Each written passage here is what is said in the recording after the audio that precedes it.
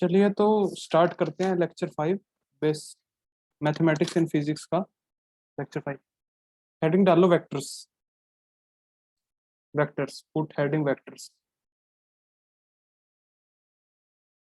लिखो इसमें quantity having both magnitude as well as direction. देखो quantity having both magnitude as well as direction is called as vectors is called as vectors next line vectors vector quantities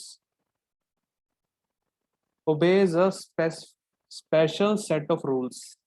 next line में लिखो vector quantities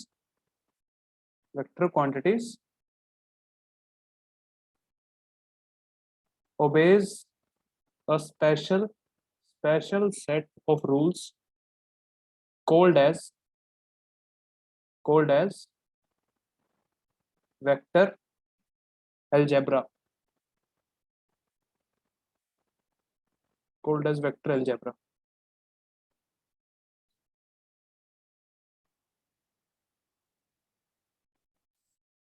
for their addition called as vector algebra। आगे लिखो for their addition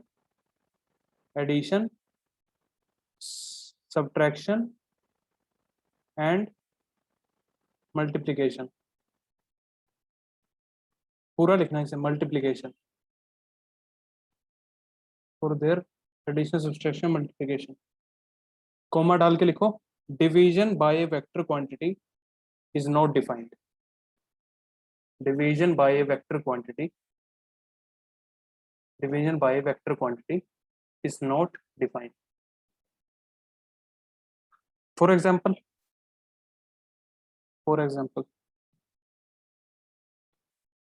देखो इसमें distance traveled by a body is total length of the path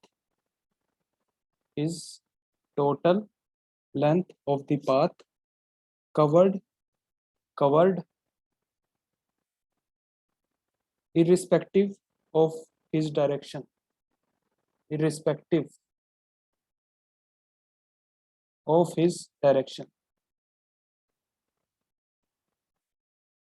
next line of his direction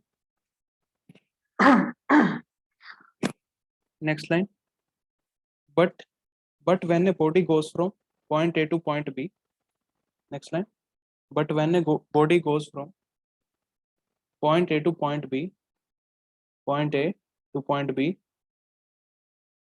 its displacement is given by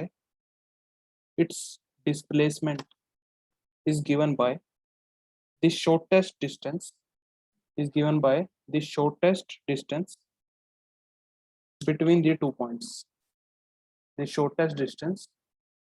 the 2 points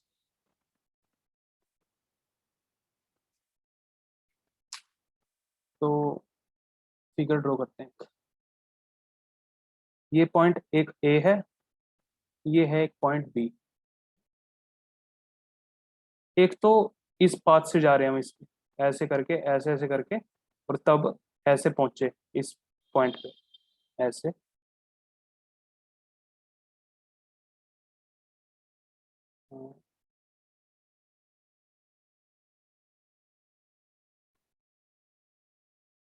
कैसे भी लगा लो ऐसे करके यहाँ पहुंच गए।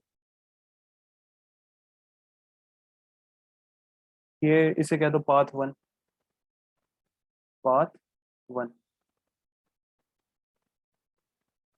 और एक और पाथ ड्रॉ करो ऐसे। ये पार्ट 3 बोलते हैं इसे पाथ थ्री।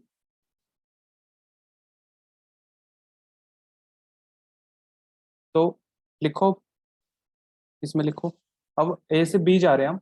एक तो ये पाथ ले रहे हैं पाथ 1, इसमें अलग डिस्टेंस ट्रेवल किया है, अलग लेंथ है इसकी, और ये पाथ 3 है, इसकी अलग लेंथ है।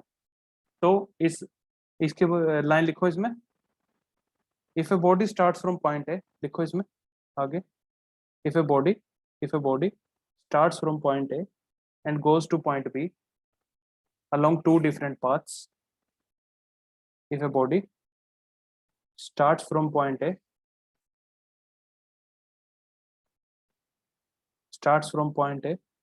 and goes to point B along two different paths,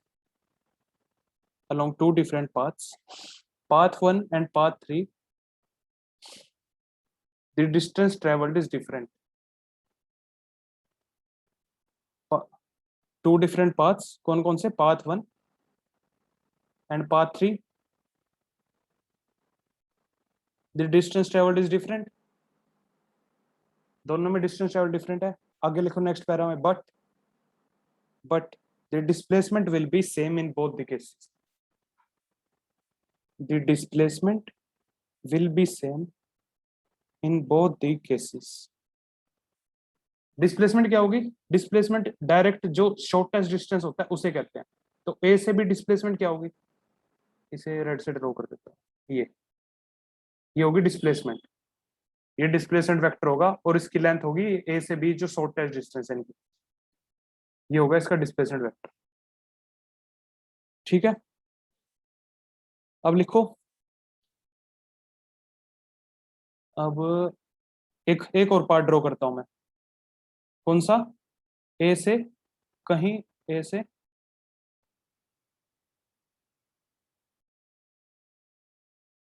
कहीं सी जा रहा हूं, ऐसे करके सी पॉइंट,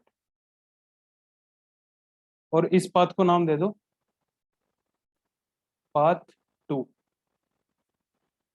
ए से सी जा रहा हूं, पार्ट 2 है, इसकी भी कुछ लेंथ है ट्रेवल. हम ए से सी पहुंचे हैं इस लेंथ पे ट्रेवल करते हुए ऐसे करके. ठीक है, तो लिखो हाउ एवर. अब लिखे इसमें लिखो हाउ एवर. आगे डिफरेंट तक लिख लिया था हमने कि but the displacement will be same.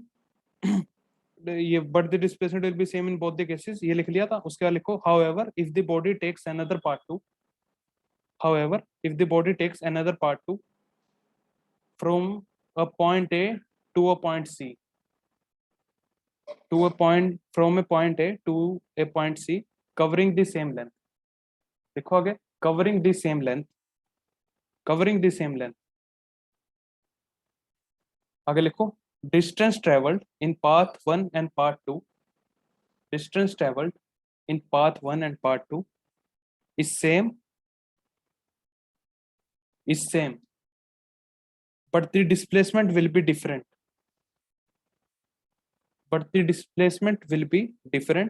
Since it also depends on direction.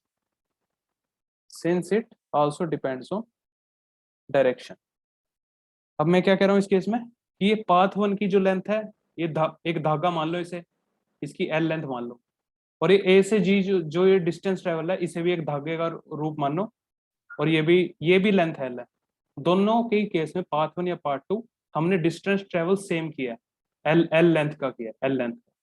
लेकिन ये दोनों, इसका डिस्प्लेसमेंट वेक्टर ए से बी जाने वाला कौन सा है? ये वाला है, ये हमने शो किया है जो ए से बी जा रहा है. और ए से सी जाने वाला डिस्प्लेसमेंट वेक्टर होगा ये ए से सी जो शॉर्टेस्ट डिस्टेंस है, ये ए से सी डायरेक्टली जो जा रहा है. तो हम ये कह रहे हैं इस पैरा में कि ये दोनों लेंथ सेम है. एल लेंथ ये है, ये वाला डिस्टेंस ट्रेवल किया हमने, ये वाला कर्व्ड सा, और इसका भी, ये दोनों सेम है. लेकिन हमारे डिस्प्लेसमेंट वेक्टर अलग है क्योंकि ए से बी अलग डायरेक्शन है ये है, और ए से सी अलग डायरेक्शन है. और इनके बीच चाहे ए से सी डिस्टेंस और ए से बी डिस्टेंस जो शॉर्टेस्ट है वो भी अगर सेम हो जाए ना, जो ए से बी है डिस्टेंस ये शॉर्टेस्ट और ए से सी भी सेम, ये दोनों सेम हो जाए, तब भी ये वेक्टर डिफरेंट है क्योंकि इन दोनों की एक ही डायरेक्शन ये है, एक ही डायरेक्शन ये. ठीक है, इनके बीच में डिस्प्लेसमेंट का मैग्नीट्यूड भी सेम रख दे हम, ए से सी में डायरेक्ट जाने का और ए से बी जाने का. और इसकी ये जो अलग पाथ से जा रहे हैं जो, इन दोनों की लेंथ एल भी मान लें. इन दोनों केस में डिस्टेंस सेम है, लेकिन इन दोनों केस में डिस्प्लेसमेंट सेम नहीं होगी क्योंकि डायरेक्शन अलग है. चाहे मैग्नीट्यूड भी सेम हो सकता है लेकिन डायरेक्शन अलग होने की वजह से दोनों एक अलग वेक्टर है, तो डिस्प्लेसमेंट इज डिफरेंट. देखो नेक्स्ट, ऑल क्लियर? तो नेक्स्ट लिखो. लिखो a vector quantity, a vector quantity is always denoted by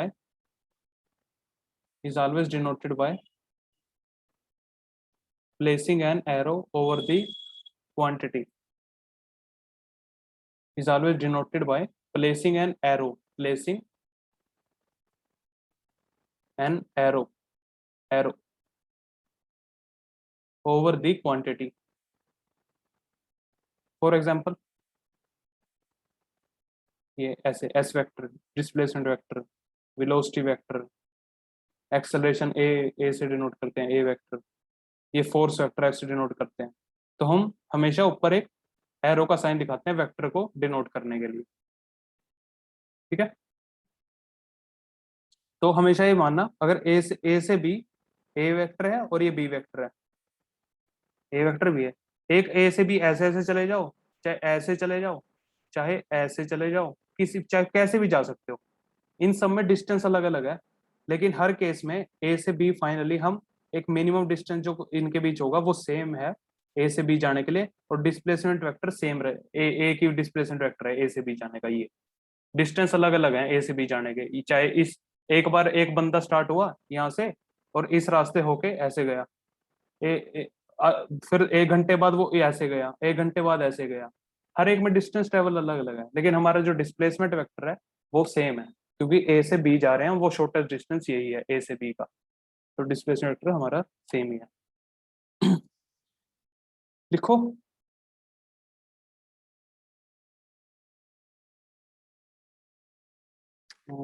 लिखो on a graph a vector is represented by, on a graph देखो, on a graph a vector is represented by a straight line, vector is represented by a straight line ending with an arrow, on a graph a vector is represented by a straight line ending with an arrow। कैसे represent करेंगे, ये ए point है, यहाँ से start हुआ ऐसे गया, ये B point, ending with an arrow, arrow से एंड करना है, इस पार्ट को कहते हैं हेड, वेक्टर का हेड, और इसे क्या कहते हैं, वेक्टर की टेल, टेल, ये है टेल है, जो ये है स्टार्टिंग पॉइंट, यहाँ से स्टार्ट हुआ स्टार्टिंग पॉइंट, और ये है फिनिशिंग पॉइंट, फिनिशिंग पॉइंट। और इसको डिनोट कैसे करेंगे, ऐसे, इसे डिनोट करेंगे ए बी वेक्टर, ऐसे डिनोशन ये होगी इसकी। लिखो आगे, the length of this vector, यहाँ लिखो आगे next line, the length of this vector gives us the magnitude of the vector, the length of this vector, length of this vector gives us the magnitude, the magnitude of the vector, of the vector, bracket में लिखो the numerical value of the physical quantity, bracket में लिखो the numerical value, the numerical value of the physical quantity, bracket closed। लिखो and the direction of this vector is given by, and the direction of this vector is given by angle made by this vector, लिखो आगे angle made by this vector with the x y z axis। तो length कौन बताएगा इस vector की, magnitude बताएगा, जो numerical value इस फिजिकल क्वांटिटी होगी, और इसकी डायरेक्शन कौन बताएगा, ये बताएगा ये एक्स वाई और जेड एक्सिस से हमारा क्या एंगल बना रही होगी, उससे हमें इसकी डायरेक्शन पता करेंगे।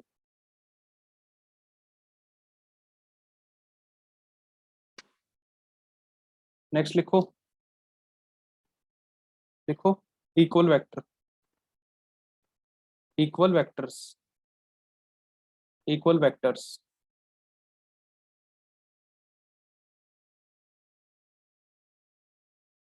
लिखो two vectors are said to be equal,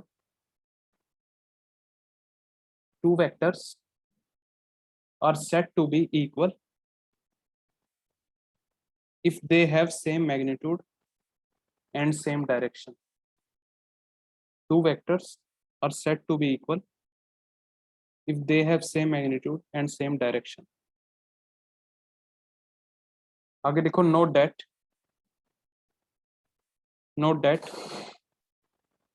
their starting point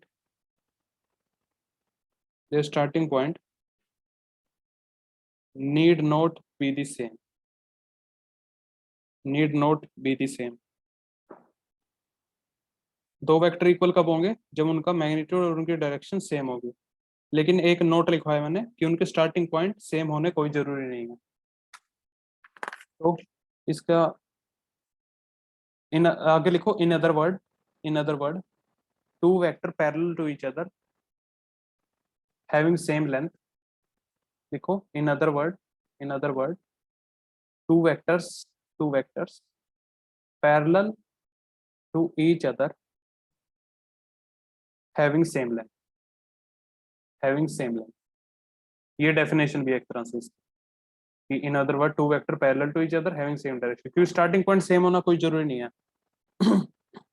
तो ये वेक्टर है जैसे, और एक वेक्टर इसी को कहीं भी मैं अपने हाथ से पकड़ के और कहीं भी सरका दूं, इसे यहाँ ऐसे ऐसे कर दूं या इसे यहाँ ले जाऊं और तब भी इसकी डायरेक्शन यही रखूं, मतलब हाथ से पकड़ के इसके पैरेलल ही ट्रांसलेट करूं कहीं ना कहीं, यहाँ ले जाऊं कहीं भी ले जा सकता हूँ, लेकिन इसके पैरेलल ही रखना है और यही वेक्टर एक तरह से मैग्नीट्यूड भी वही रखना है। तो ये दोनों वेक्टर भी इक्वल कहलाएंगे, ये दोनों वेक्टर भी इक्वल कहलाएंगे।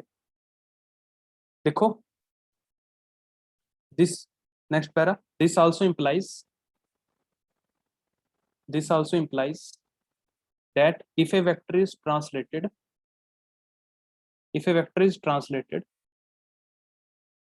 parallel to itself, if a vector is translated parallel to itself, it remains the same, तो जैसे अगर ये xy एक्सिस बनाऊं मैं, एक वेक्टर ये बना दिया मैंने, इसका मैग्नीट्यूड 5 है, यहाँ से लेकर यहाँ की लेंथ है जो 5 है, और इसकी डायरेक्शन कुछ 30 डिग्री है यहाँ से। अब इसे पैरेलली यहाँ ट्रांसलेट करके तो यहाँ ले गया किसी पॉइंट पे, और यहाँ से भी इसे पैरेलली ट्रांसलेट किया, ये ऐसे दिखेगा फिर यहाँ, और इसका मैग्नीट्यूड तो वही है, इसी वेक्टर को ट्रांसलेट किया मैंने 5, और डायरेक्शन ये अब भी 30 डिग्री बना रहा है। तो ये दोनों वेक्टर इक्वल कहलाएंगे, इक्वल वेक्टर कहलाएंगे। नेक्स्ट लिखो पैरेलल वेक्टर, पैरेलल वेक्टर्स लिखो two vectors are parallel if their direction is the same, लिखो next, whenever a vector is multiplied with a positive scalar quantity, whenever a vector is multiplied with a positive scalar quantity,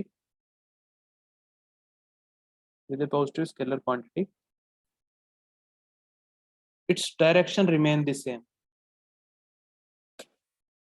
its direction remain the same. However, लिखो however, the length of that vector is changed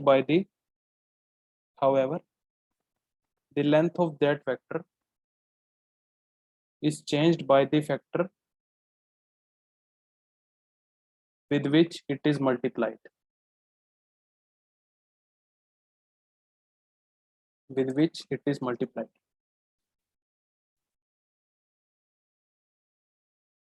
यानी कि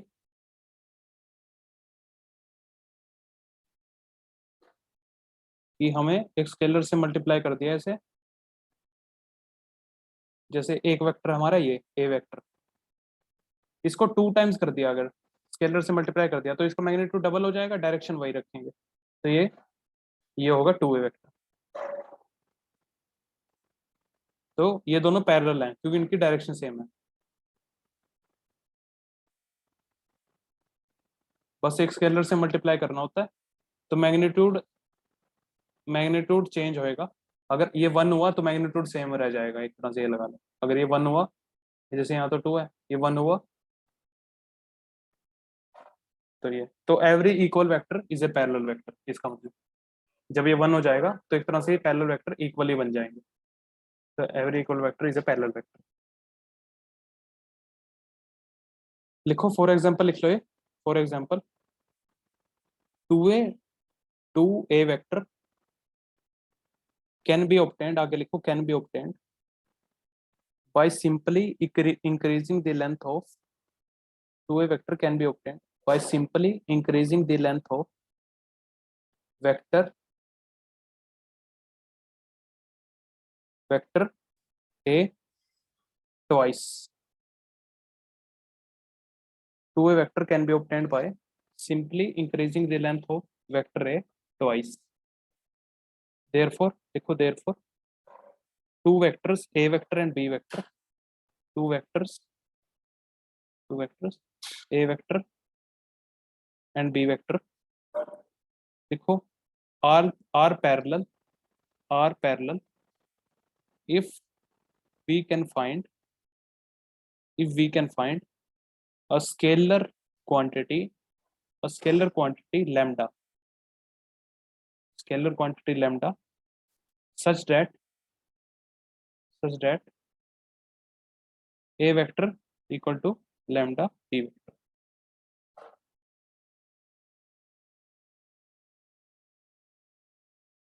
लिखो next, लिखो if however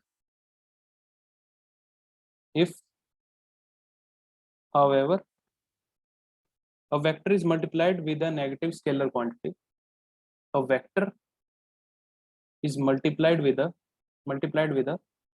negative scalar quantity,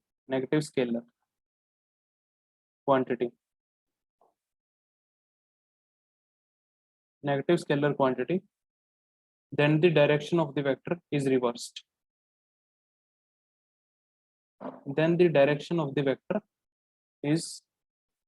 reversed. क्या कह रहे हैं हम, ये जैसे ये वेक्टर है, इसको नेगेटिव स्केलर से मल्टीप्लाई कर दिया तो -1 से कर दिया तो इक्वल लेंथ का एक इससे ऑपोजिट डायरेक्शन का वेक्टर बन जाएगा, ये है -a वेक्टर। और -2 से कर दिया तो इससे डबल लेंथ का और इससे एग्जैक्टली ऑपोजिट डायरेक्शन में बन जाएगा, ये -2a वेक्टर होगा। लिखो next, therefore if lambda is less than zero bracket में lambda less than zero and a vector is equal to lambda b vector, देखो आगे, then a vector and b vector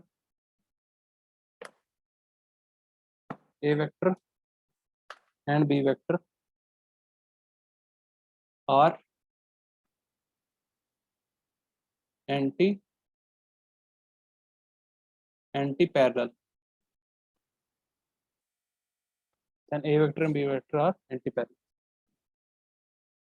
तो एक टेबल बना लेते हैं, अगर a वेक्टर हमारा है equal to lambda b vector, तो इस केस में एक टेबल बनाओ, यहाँ लिखो लैम्डा, यहाँ लिखो मैग्नीट्यूड, यहाँ लिखो डायरेक्शन।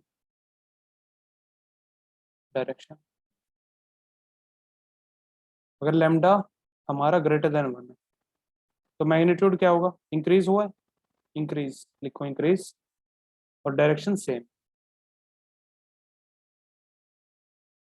लैम्डा हमारा greater than 0 less than 1, magnitude decrease, direction same.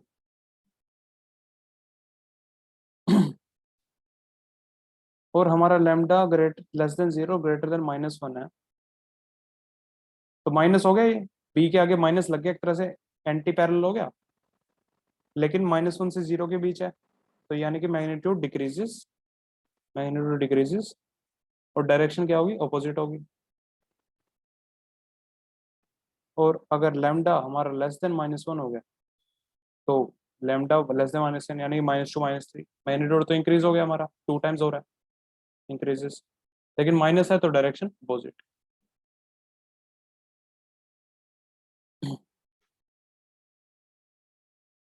ठीक है, नेक्स्ट लिखो null vector, null vector.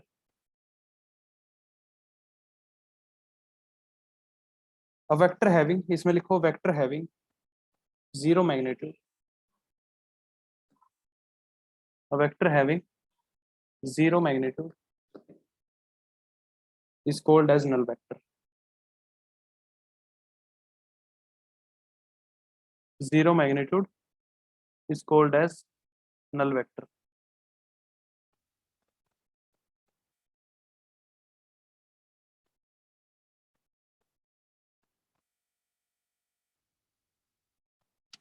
Is called a null vector. A null vector does not have any direction.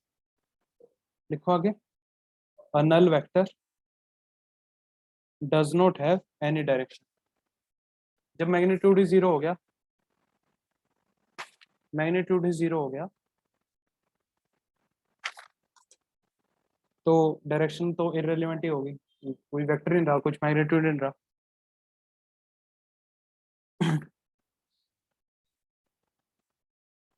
Next लिखो unit vector, unit vector.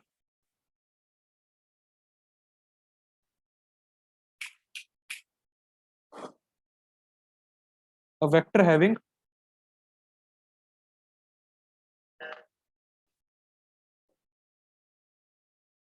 a vector having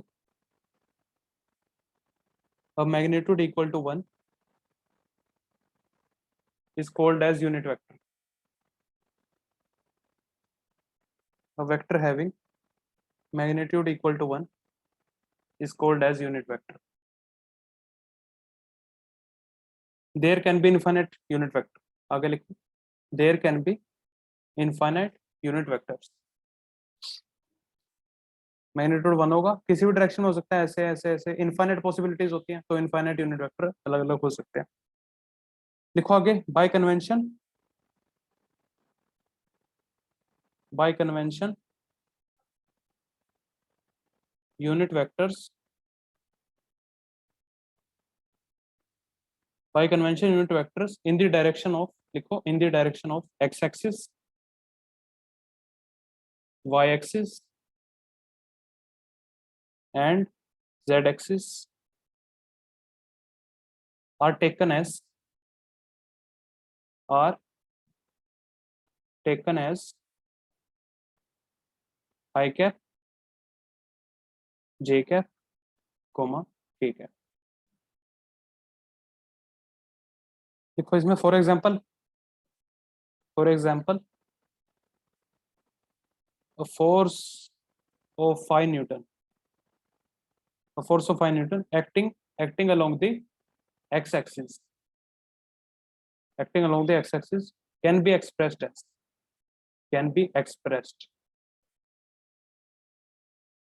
can be expressed as, एक object है, ये surface पे रखा है, इस पे हमने एक्स एक्सिस में 5 न्यूटन फोर्स लगा दी, तो इसे अगर मैथमेटिकली लिखना होगा हमें, तो कैसे लिखेंगे, फो F vector equal to 5 times X direction में, मैंने कहा यूनिट वेक्टर आई कैप होता है, तो 5 आई कैप, 5 मैग्नीट्यूड की एक्स डायरेक्शन फोर्स है, तो उसे 5 आई कैप। ऐसे ही कोई भी ऑब्जेक्ट है, उस पर अगर ऊपर की तरफ में 10 वाई डायरेक्शन में लगा दूं, तो ये इसके पे फोर्स वेक्टर कितना आएगा, 10 जे कैप। और अगर एक ऑब्जेक्ट है, उस पर 5 एक्स एक्सिस में लगा दूं, 10 वाई एक्सिस में लगा दूं, तो इसकी फोर्स कितनी आएगी, 5 आई कैप प्लस 10 जे कैप। बस ये मैग्नीट्यूड देख लो, एक्स एक्सिस में कितना लग रहा है, 5 लग रहा है, तो उसके आगे आई कैप आएगा, आई कैप उसके साथ, और वाई एक्सिस में 10 लग रहा है, तो प्लस में प्लस लिख के ये दोनों फोर्स ऐड होंगी, ये दोनों एक तरह से इस पे लग रही है, तो दोनों में एडिशन होएगा प्लस टेन जे का। आगे हम जाके पढ़ेंगे वेक्टर की एडिशन वगैरह ये सब कैसे करते हैं। यही आगे हमारा। लिखो next, next heading addition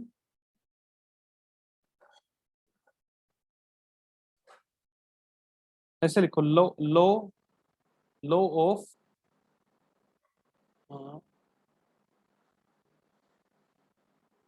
law of vector addition, law of vector addition.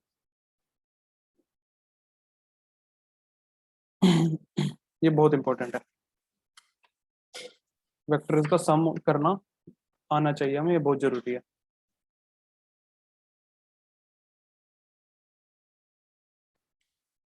लिखो, इसमें लिखो आगे,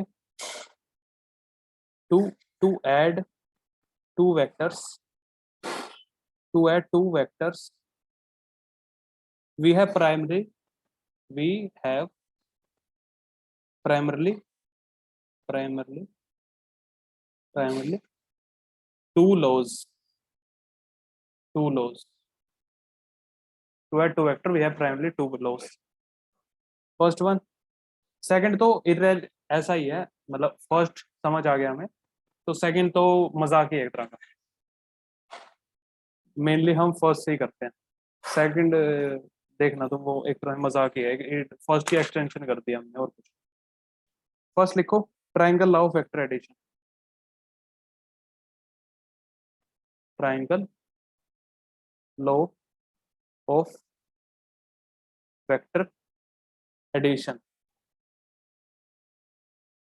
triangle law of vector addition. लिखो इसमें, लिखो, consider a body which starts moving, which starts moving from point A and follow a path AB। Consider a body start moving from point A and follow a path AB and BC, then the final displacement of the body will be, then the final displacement of the body will be given by AC vector, which which which is effectively, आगे लिखो, which is effectively a sum of the two vectors, a sum of the two vectors,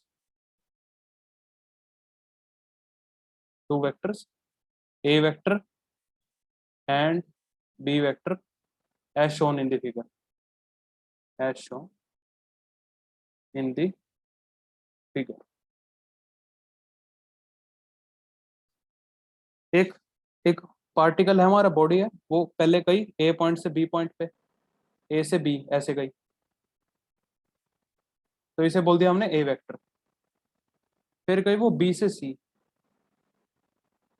B से सी, इसे बोल दिया हमने B vector.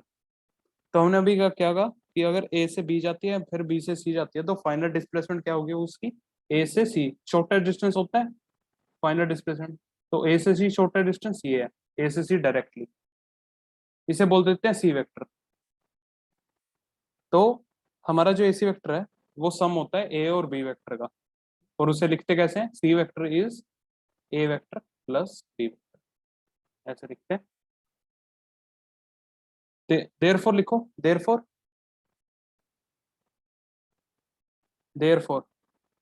To add two vectors, therefore to add two vectors we place tail of one vector, we place tail of one vector at the head of another vector, we place tail of one vector, we place tail of one vector at the head of another vector. लिखो then the vector starting from tail of second. लिखो then the vector starting from tail of second vector to the head of first vector, to the head of first vector gives us the sum of two vectors. Gives us the sum of two vectors. यानी क्या कह रहे हैं हम कि जब भी दो वेक्टर को ऐड करना होता है तो एक वेक्टर की ये टेल है, सी वेक्टर बी वेक्टर की टेल क्या है, ये वाला है। इस टेल को हमारा ए वेक्टर हेड कौन सा है, ये एरो, इस पे रखो और जो फिर ड्रॉ कर दो हमारा ये नेट ऐसे, तो ये हमारा सम दे देगा। देन दी लिखा है ना, then the vector of second vector, ये then the vector starting from, ये टेल है हमारे जो वेक्टर है सेकंड उसकी, to the head of first vector, ये हमारा दे देगा सम ऑफ टू वेक्टर। जब भी ऐसे, तो एग्जांपल करते हैं इसके, for example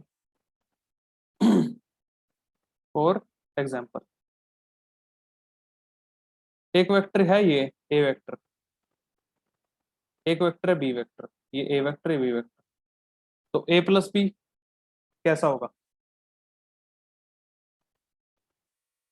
A plus B कैसा होगा, बी को पकड़ के और यहां ले आओ ऐसे, बी को पकड़ के यहां ले आए। अब मैंने कहा था कि ट्रांसलेट तो वेक्टर को कर सकते हैं उसके पैरेलली, तो इक्वली रहता है वो, तब सेम ही रहता है, तो ये भी बी वेक्टर है क्योंकि ट्रांसलेट पैरेलल कर सकते हैं हम, मैग्नीट्यूड चेंज नहीं कर रहे हैं हम, ट्रांसलेट कर रहे हैं पैरेलली। तो ये भी बी वेक्टर यहाँ ये बी वेक्टर यहाँ लिया है, इसके हेड पे रखा, तो इसकी जो पहला वेक्टर है हमारा उसकी टेल से स्टार्ट हो गए, इसके हेड पे जाएंगे, इसे बोल लेंगे ए वेक्टर प्लस बी वेक्टर। अब एक केस ये लो,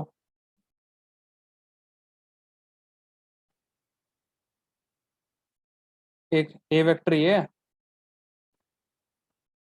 और बी वेक्टर ये है, ये है ए वेक्टर बी वेक्टर, तो ये कितना हुआ, ये हुआ हमारा ए वेक्टर प्लस बी वेक्टर। अब पैरेलली ट्रांसलेट कर दूं मैं इन दोनों को तो फर्क तो नहीं पड़ेगा, मैंने कह रखा है कि भाई पैरेलल ट्रांसलेशन से किसी वेक्टर की वो इक्वली रहता है, सेम रहते हैं वो वेक्टर, तो इसको ट्रांसलेट करके मैं यहाँ ले गया ऐसे, कैसे ले गया, ऐसे ले गया ए वेक्टर को, बी को ले गया मैं ट्रांसलेट करके ऐसे, यहाँ ले गया ऐसे,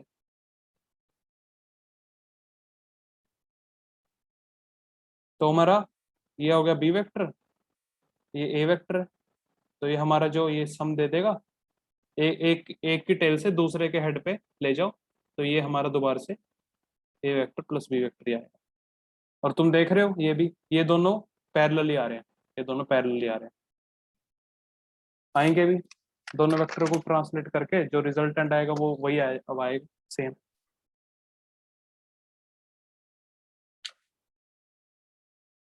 नेक्स्ट लिखो क्वेश्चन शो ए वेक्टर प्लस बी वेक्टर। इस केस में show A vector plus B vector, A vector है हमारा ऐसा और बी वेक्टर है ऐसा, ये वेक्टर है हमारा, ये बी वेक्टर है, ए प्लस बी कैसा होगा, तो इसका इक्विवेलेंट ड्रॉ करो, ए वेक्टर तो ये है, अब इसको पकड़ के यहाँ ले जाओ ऐसे, तो इसे यहाँ लेके ऐसे, ये बी वेक्टर है, तो हमारा इसकी पूंछ से और इसके सर पे ले जाओ, तो ये हो गया हमारा ए वेक्टर प्लस बी वेक्टर। कैसे भी कर सकते हैं, अगर इसका एक और इक्विवेलेंट ये हो सकता है कि बी वेक्टर ऐसे रखा हुआ है ये ऐसे का ऐसे ही रखा है, और ए वेक्टर को खींच के, ए वेक्टर को खींच के ले आओ, तो ये कैसा आएगा, ऐसा रहेगा। ये बी वेक्टर है, और ये ए वेक्टर को खींच के ऐसे लिया, ए वेक्टर, बी वेक्टर वहीं का वहीं रखा, और ए वेक्टर को एक तरह से इसके यहाँ लिया है, इस बी ए वेक्टर के सिर पे इसकी टेल जोड़ दी, तो ये दोबारा से हमारा क्या देगा, ए वेक्टर प्लस बी वेक्टर। ए प्लस बी कर लो या बी प्लस ए कर लो, किसी की टेल, किसी का भी टेल किसी के हेड पे रख सकते हो, तो हमारा रिजल्टेंट ए प्लस बी देता है।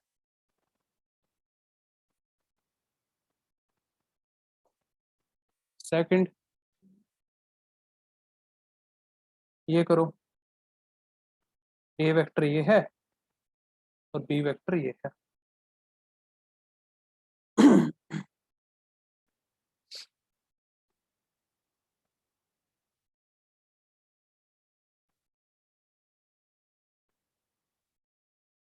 तो क्या होगा इसका, ए वेक्टर ऐसे,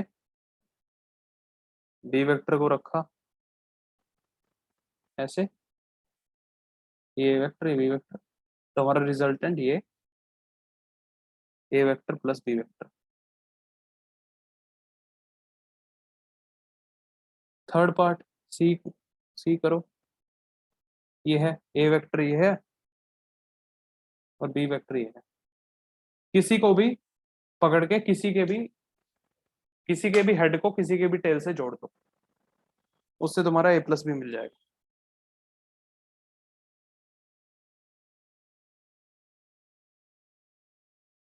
हेड को टेल से जोड़ना, ये याद रखना, दोनों के हेड हेड या दोनों के टेल टेल नहीं करने।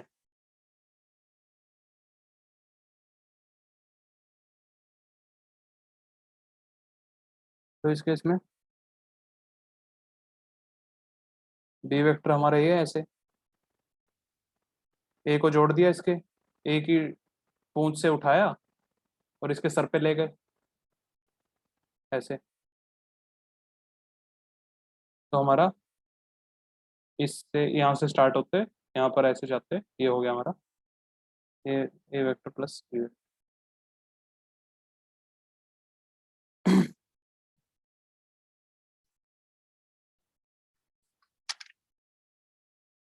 ठीक है,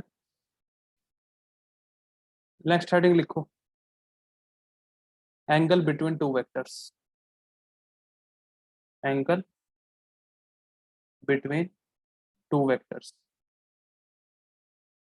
एंगल बिटवीन टू वेक्टर्स।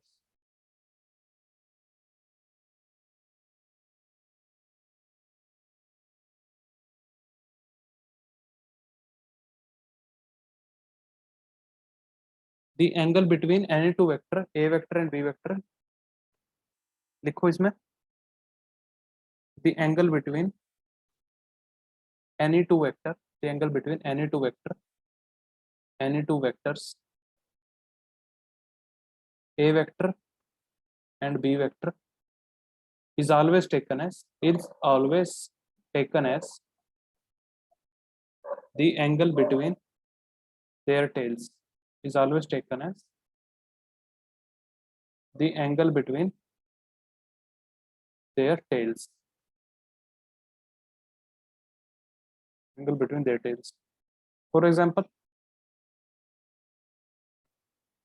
ये ए वेक्टर है हमारा, ये बी वेक्टर है, तो इन दोनों की टेल से टेल जोड़ दी, जो इन दोनों बीच एंगल बनेगा। ऐसे मत समझो, इसे ऐसे समझो, देखो, ये देखो, ये ए वेक्टर है हमारा, ये बी वेक्टर है, तो बी वेक्टर को ले जाओ ऐसे इस साइड, ट्रांसलेट करते हुए इसकी टेल पे जोड़ रख दो ऐसे, इसे लेके आए यहाँ जोड़ दिया इसके टेल से, तो ये जो एंगल होगा दोनों को टेल से जोड़ने के बाद, इन, तो ये कहेंगे ये angle between the vectors, angle between the two vectors कहेंगे इसे। लिखो इसमें, if theta equal to 0 degree the vectors are parallel, the vectors are parallel,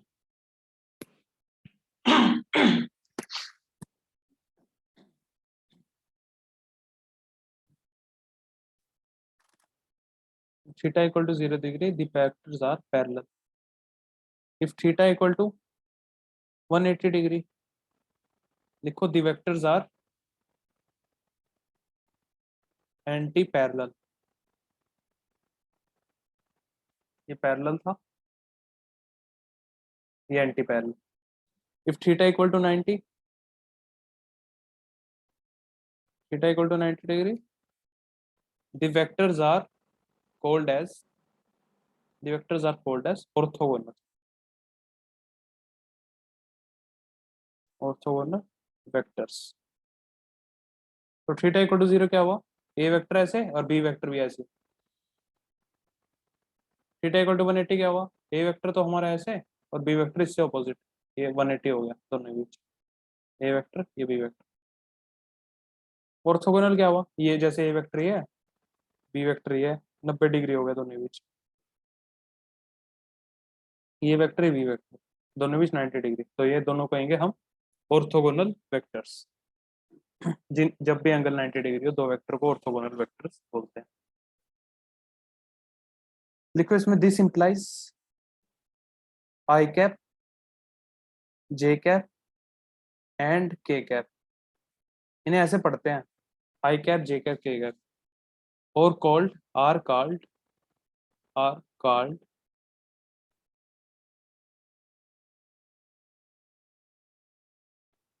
mutually orthogonal vectors. देखो म्यूचुअली, म्यूचुअली ऑर्थोगोनल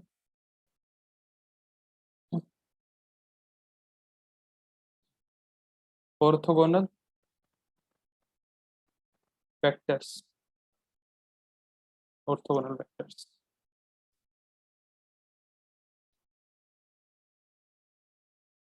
नेक्स्ट लिखो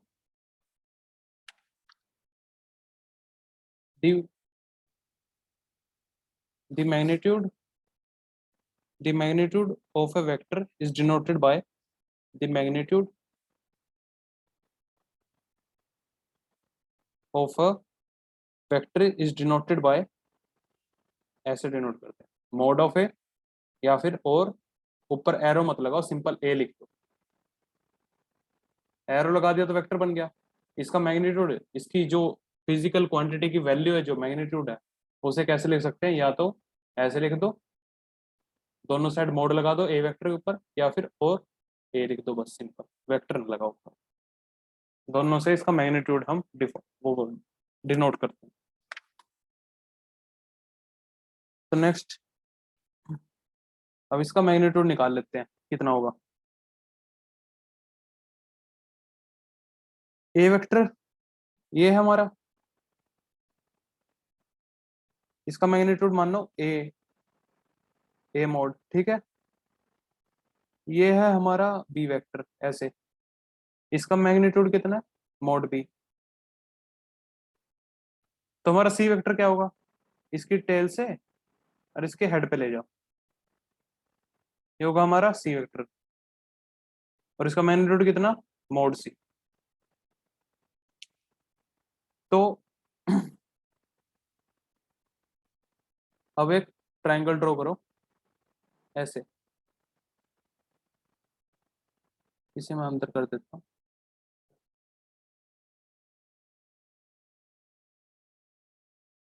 इसे, ये बी वेक्टर का mode है, ट्रायंगल ड्रॉ करो ऐसे,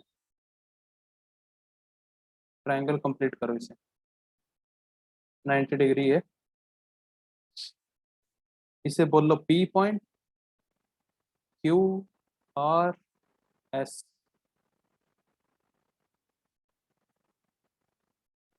ये अब हमने क्या कहा था कि दो वेक्टर के बीच एंगल का एंगल थीटा है, अगर तो वो एंगल क्या है, जब दोनों की टेल को मिला देते हैं, उन दोनों के बीच एंगल है, उसे थीटा बोलते हैं। तो हम ए बी वेक्टर तो ये है, हम ए वेक्टर को ऐसे लिख दिया ऐसे, इसे आगे सरका के ले आए, सरका के ले आए ऐसे, ताकि इनकी दोनों ही टेल मैच हो जाए ए वेक्टर की, ठीक है। इसे सरका के लिया है, ये भी कितना है, जैसे ये मोड ए था, ये मोड ए था हमारा, तो ये भी मोड ए है, इसे ए वेक्टर को सरका दिया इसके पैरेलली, तो इन दोनों के बीच एंगल, अब कह दिया हमने थीटा है, दोनों वेक्टर के बीच एंगल है थीटा।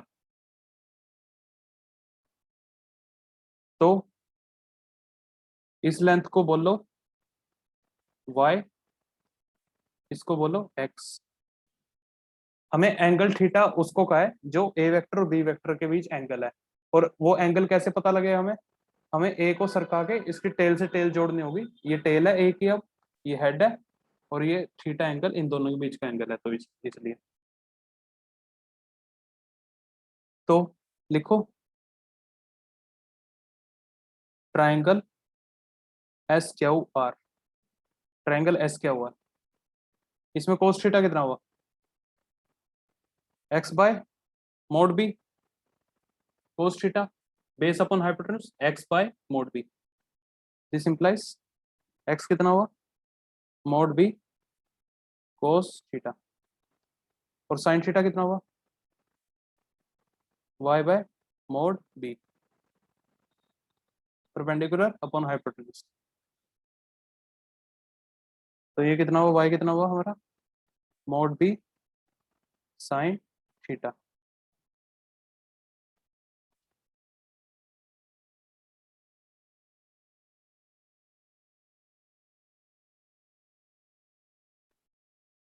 तो देखो आगे यहाँ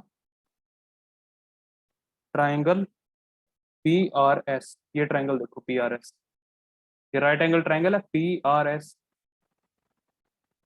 इसमें सी वेक्टर कितना होगा,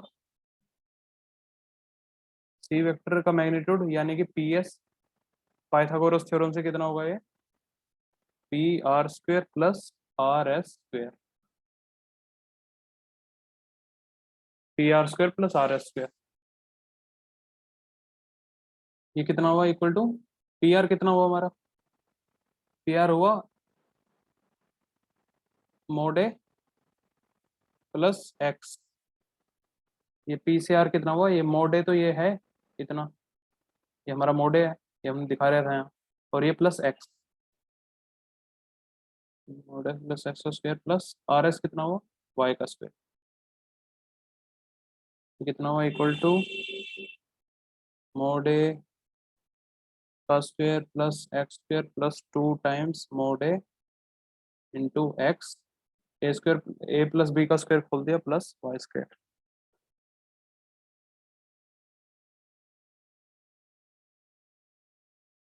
प्लस वाई स्क्वायर, ये कितना हुआ, ये तो मोड ए हुआ, एक्स को ये लिख दो, ये पुट करो वैल्यू एक्स की, तो ये कितना हुआ मोड बी का square cos square theta plus ये अंडर रूट में है पूरा, प्लस आगे 2 times A vector into mod B, X की वैल्यू यहाँ पुट कर दी कोस थीटा, और वाई की वैल्यू पुट कर दो यहाँ से वाई की वैल्यू पुट कर दो, ये कितना हुआ mod B square plus mod B square sine square theta, sine square theta, ये सारा ये प्लस में अंडर रूट के अंदर ही है सब, तो ये B square sine square theta और B square cos square theta, sine square cos square add होके 1 बन जाएगा, तो ये कितना हुआ mod A square plus mod B square plus 2 times mod A mod B mod A mod B cos theta.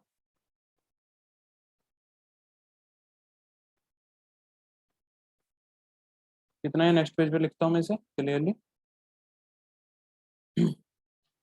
कितना हुआ इक्वल टू मोड ए का स्क्वायर प्लस मोड बी का square plus 2 times mod A mod B cos theta, where theta is the angle between a vector and b vector। इसमें important points लिखो, important points.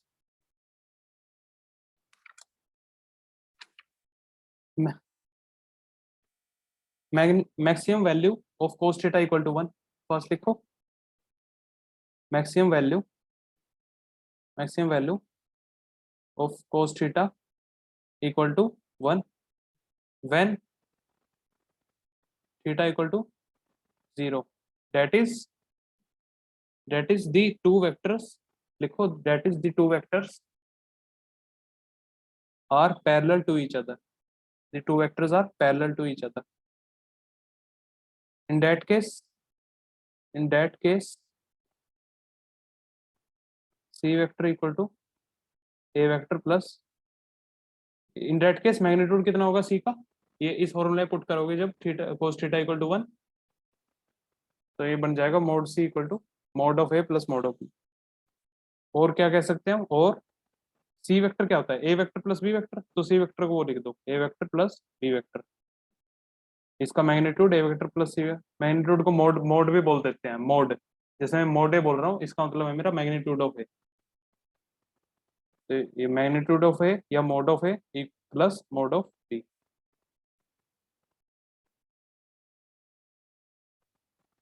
Second point, for orthogonal vector, लिखो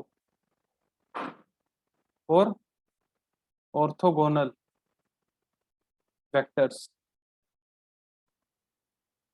कैसे होते हैं orthogonal, perpendicular ऐसे 90 degree दोनों बीच। Theta equal to कितना हुआ 90 डिग्री, तो कोस थीटा, तो कोस थीटा जैसे ये ए वेक्टर है बी वेक्टर है, इन दोनों बीच अब क्या, cos theta equal to 90, cos theta equal to कितना हुआ 0। तो डेट इज, देखो mod of C vector equal to under root mod A का स्क्वायर प्लस मोड बी का स्क्वायर। इसमें थीटा इक्वल टू 0 पुट करोगे तो ये आ जाएगा। Third point,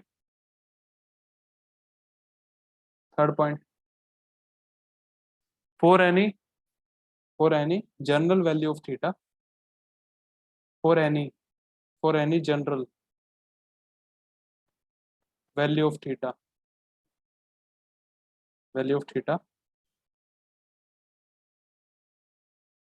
magnitude of c vector is less than magnitude of a vector plus magnitude of b vector, or mode of a plus b less than mode of a plus mode of b।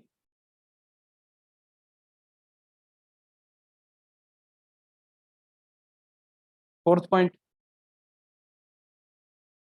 Minimum value of cos theta equal to -1। देखो minimum value of cos theta equal to -1 when theta equal to 180 degree। that is, देखो that is the resultant of two vectors is minimum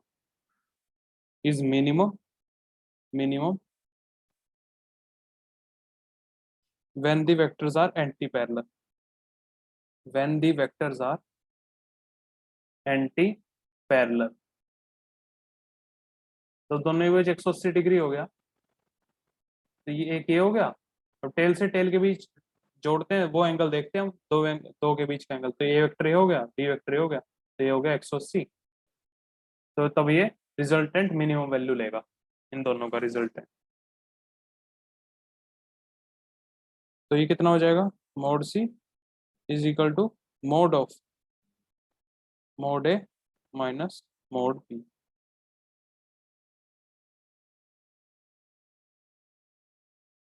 और mod of A vector plus B vector is equal to mod of A vector minus mod of B vector. ये mod मैंने इसलिए लगा दिया यहाँ पर बाहर कि अगर इसमें लिख लो एक पॉइंट ऐसे, एक पॉइंट लिख लो यहाँ, लिखो magnitude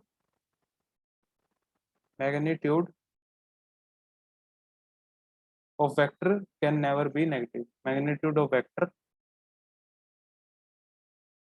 can never be negative. तो मैग्नीट्यूड नेगेटिव हो नहीं सकता। अब मान लो हमारा ये मोड ऑफ ए है, कुछ इसकी वैल्यू है 3, और मान लो मोड ऑफ बी की वैल्यू है 5। तो अगर ये बाहर वाला ये मोड न लगाता ये वाला, तो A vector minus B vector कितना होता, 3 - 5। ये ए का मोड माइनस बी का मोड कितना होता, 3 - 5 - 2। और ये mod of A plus B हो जाता। लेकिन मैंने क्या कहा, मैग्नीट्यूड कभी नेगेटिव नहीं होता। अगर नेगेटिव आ रहा है तो बाहर एक मोड लगा दो, तो ये पॉजिटिव वैल्यू दे देगा इसकी। मतलब -2 का मैग्नीट्यूड कितना होगा, 2 ही। तो इसलिए बाहर भी एक मोड लगाया मैंने यहाँ पर। ये हमें अल्टीमेटली मैग्नीट्यूड देखना होता है, वो हमेशा पॉजिटिव होता है। तो ये -2 भी आया तो इसके बाहर मोड लगा दिया। मोड का मतलब है पॉजिटिव होगी, जो अंदर क्वांटिटी होगी उसे पॉजिटिव बनाना है। नेट नेट हमारा पॉजिटिव आना चाहिए magnitude. Fifth point, fifth point, in general, in general, in general range of resultant vector, bracket में लिखो, range of result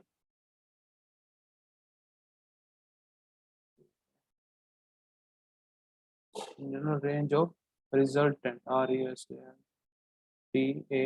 resultant vector कितनी होगी, mod of A plus B, A plus B एक C vector है, उसका magnitude कितना होगा, less than equal to mod A vector plus mod B vector, और greater than equal to mod A minus mod B.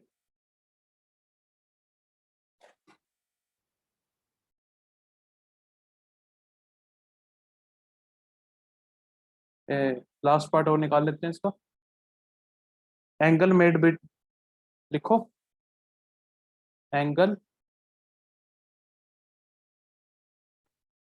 Next page पे लिखो, angle made by the resultant vector, angle made by the resultant vector with a vector, with a vector।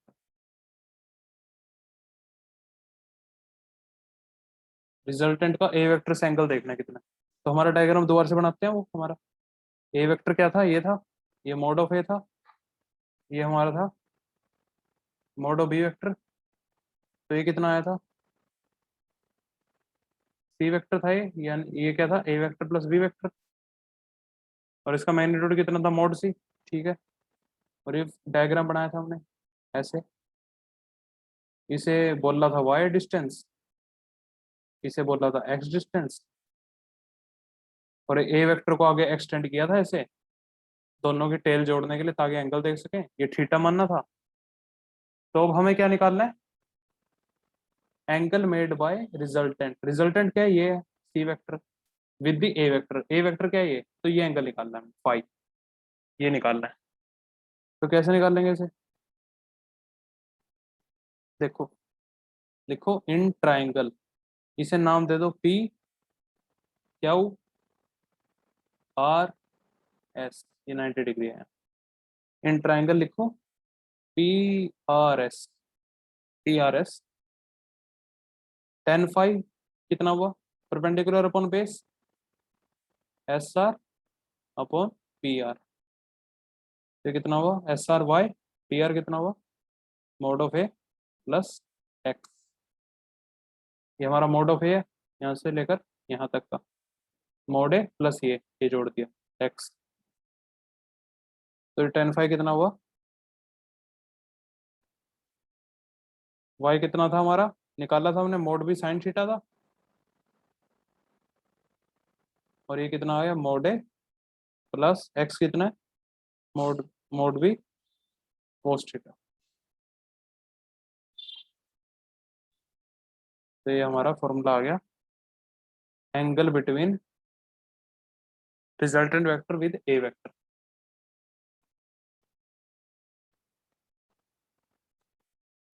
एक question कर लो, एक question कर लो, लिखो find the resultant of two vector, find the resultant of two vectors a vector and b vector having same magnitude, and making an angle 120 degree with each other, with each other।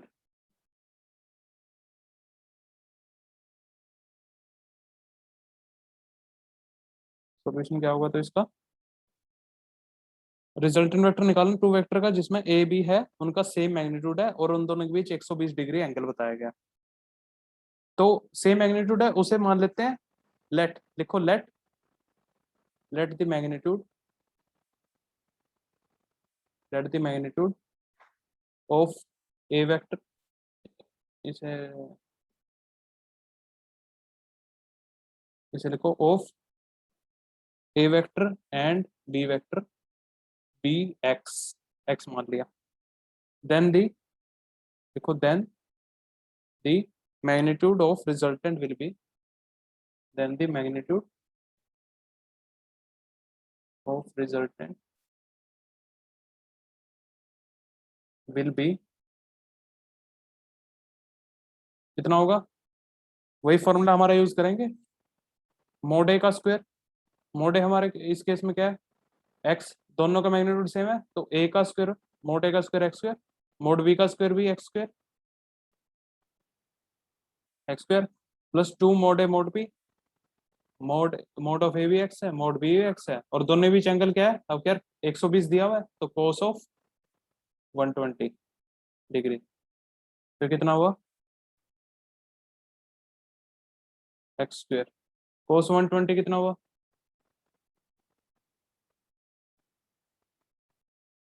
इसे ऐसे लिख लो, cos of 90 plus 30, तो 90 plus 30 second, second quadrant है हमारा, तो second quadrant में कोस, ये 90 है तो कोस हो जाएगा साइन में चेंज, और प्लस आएगा या माइनस, ये कैसे पता लगेगा? कोस सेकंड क्वाड्रेंट में तो ये आएगा माइनस, तो माइनस साइन थीटा कितना होगा? -1/2। तो ये कोस 30 की जगह जब -1/2 पुट करेंगे तो 2 से 2 जाएगा तो ये माइनस एक्स स्क्वायर बन जाएगा, तो एक्स स्क्वायर से एक्स स्क्वायर भी चला जाएगा, सिर्फ एक एक्स स्क्वायर बचेगा, और ये कितना हो जाएगा? एक्स इक्वल टू एक्स हो जाएगा, मोड ऑफ एक्स स्क्वायर। तो ये कैसे है हमारा? ये ऐसे है, ऐसे एक एक्स है और दोनों भी ये एक, इसे एक है ये हमारा ऐसे एक्स, ये है बी वेक्टर, दोनों के बीच 120 एंगल है, 120 डिग्री एंगल। कैसे पता लगा? इसकी टेल को इसके उठा के आगे सरका दिया, ये एक्स वेक्टर ही कर दिया हमारा, ये भी दोनों के बीच एंगल 120 डिग्री है। इसे ए वेक्टर बोल, इसे ए वेक्टर बोल दिया, इसे बी वेक्टर है, दोनों मैग्नीट्यूड सेम है तो एक्स एक्स है। दोनों ही टेल के बीच एंगल जब भी बताया होता है हमारा, तो वो दोनों के टेल के बीच होता है, तो इसकी टेल को आगे ले जाओ और ये 120 बना दो, तो हमारा रिजल्टेंट वेक्टर ये है। तो इसकी मैग्नीट्यूड भी एक्स आ रहा है, और अब निकालना है हमें फाइव रिजल्टेंट का हमारे ए वेक्टर से एंगल, वो कितना होता है? वो होएगा, अभी ये ऐसे केस है हमारा, ये हमारा रिजल्टेंट है, ये रिजल्टेंट एक्स है, और ये ए वेक्टर और ये बी वेक्टर दोनों भी एक्स है, और ये ए वेक्टर और बी वेक्टर के बीच एंगल कितना है? 120। तो tan फाइव का फॉर्मूला अभी पढ़ा था, mod B sine theta divided by mod A plus mod B cos theta. तो मोड बी एक्स है, साइन थीटा साइन 120 कितना हुआ? √3/2 और ये x प्लस एक्स टाइम्स cos 120, अभी देखो -1/2, तो कितना हुआ √3 x/2 divided by x/2, x-(x/2 से x/2 गया, ये कितना हुआ √3। तो tan फाइव अगर √3 है तो फाइव कितना हुआ 60 डिग्री, तो हमारा ये इक्वल टू 60 डिग्री है। एक तरह से ये इक्वलेटरल ट्राइंगल जैसा ही बन गया, ये भी x है, ये भी x है, तो इसका रिजल्टेंट भी x है, ये x है, ये x है, रिजल्टेंट भी x आया, और ये 60 डिग्री है। तो ये दोनों के बीच एंगल कितना था हमें पता है 120, तो ये भी 60 बन गया, तो ये 60 है, 60 ट्राइंगल फॉर्म हो रहा है हमारे, तो ये भी 60 इक्वलेटरल ट्राइंगल, ये एक तरह से इक्वलेटरल ट्राइंगल बन गया। ठीक है, let's end this lecture here.